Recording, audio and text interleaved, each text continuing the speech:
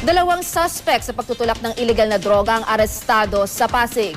Nakumpiska rin mula sa kanila ang 1,2 kilo ng illegal na drogang nagkakahalaga ng 8 milyong piso. Balitang hatid ni Ian Cruz.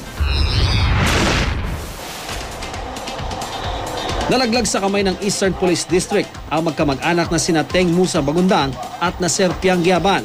Nasa kote sila sa bypass operation sa bukana ng isang subdivision sa barangay San Nicolas, Pasig na may 20 hanggang 30 metro lamang ang layo mula sa City Hall. Plano sana ng operatiba na mag-test buy lang ng 5 gramo ng shabu na nagkakahalaga ng 18,000 piso.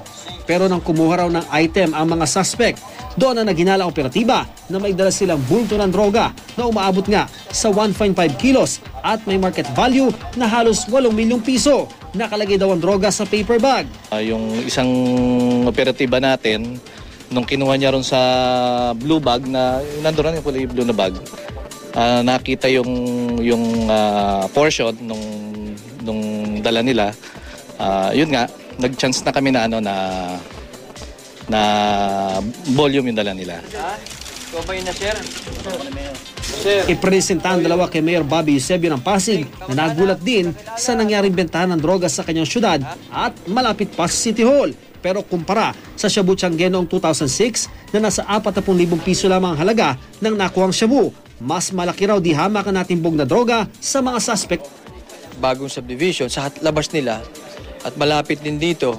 Kagulat lang dahil alam nyo, pagka dinignan nyo yun, napakalapit yun para doon sa pwesto na aming local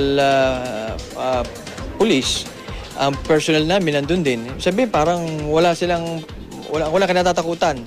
Na kahit ang tao labas-pasok, napakaaga na oras, hindi nila iniitin na baka may mangyari, may makahuli sa kanila. Parang tingin ko, sanay na sanay itong mga taon to. Yung magtatransaksyon, pipili siya nung disimuladong lugar, di ba? So, the most unlikely places, doon sila nagtatransaksyon. Ganun yun eh. Hindi mo masabi na kung isolated na lugar, doon sila pupunta. Madali silang makita. Dito, maraming dumadaan, pwedeng ganung style nila.